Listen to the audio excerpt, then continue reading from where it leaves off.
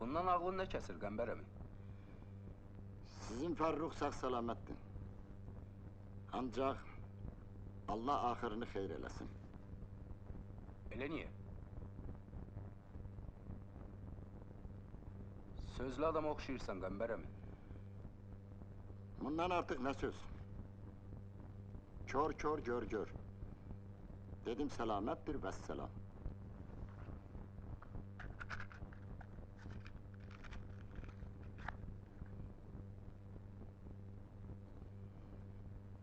Buradan o yana yollar hatalıdır. Duman da gittikçe katlaşır. Biraz gözlesek məsləhət. Sözün doğrusu yoldaş polkovnik. Çok ehtiyat edirdim ki bu ambardar bizi aldadacaq. Parol qəlb çıxacaq. Onun başka ilacı yok idi. Feyzinin kapısında tutuldu. Axtarış zamanı evinden bir xəzinə qızıl çıktı. Odur ki, taksini yüngülləşdirmək için parolü açıb dedi. Bəli, biz bu kontrabandçını laf vaxtında yaxaladık. Güman edirsiniz bu kontrabandadır. Hələlik sərhəd bozan inadla təkid edir ki, bələdçidir. Feyzinin sözündən belə çıxır ki, onun evi görüş yeri olub. Ambardar ise deyir ki, o bu alverdə sadəcə əlaqəçidir.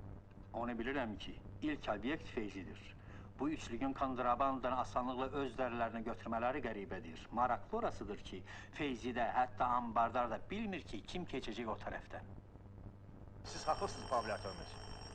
Bu kontraband əməliyyatı üçün çox mürəkkəb konspirasiyadır. Eşidirəm. Yoldaş Nazarov. Tonqal Olar yoldaş polkovnik. qəribədir. İndi bütün diqqət sərhəddə olmalıdır. Təcili olaraq 10-cu zastav ilə əlaqəyə girin, qoy orada da sərhəddə gedən bütün yolları kəssinlər, yerinə yetirin. İkinci iz tapılıb. Serjant Əsədov və sərhədbozan sağdırlar. Ola bilsin ki, onlar azıblar. Sizdə nə var? Yoldaş polkovnik, saatların birinden mikroplyonka tapılmıştır. Aha, gördün kontrabanda boş çıxdı. Şifre açılıb mı? Hayır yoldaş polkovnik, ekspert grup işleyir.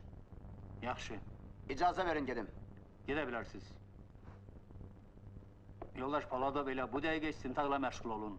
Ambardara xüsusi diqqət verin. O dediğinden daha çok bilir. İndi bilirsiniz ikinci sərhəd bozanın tutulması necə vacibdir? Görünür bu işte əsas sima odur. Oldu yoldaş polkovnik. Ağır yaralanmışdım. Almanlar beni bihuş halda əsir aldılar. Sonra düşərgələr, əzab, işgəncə.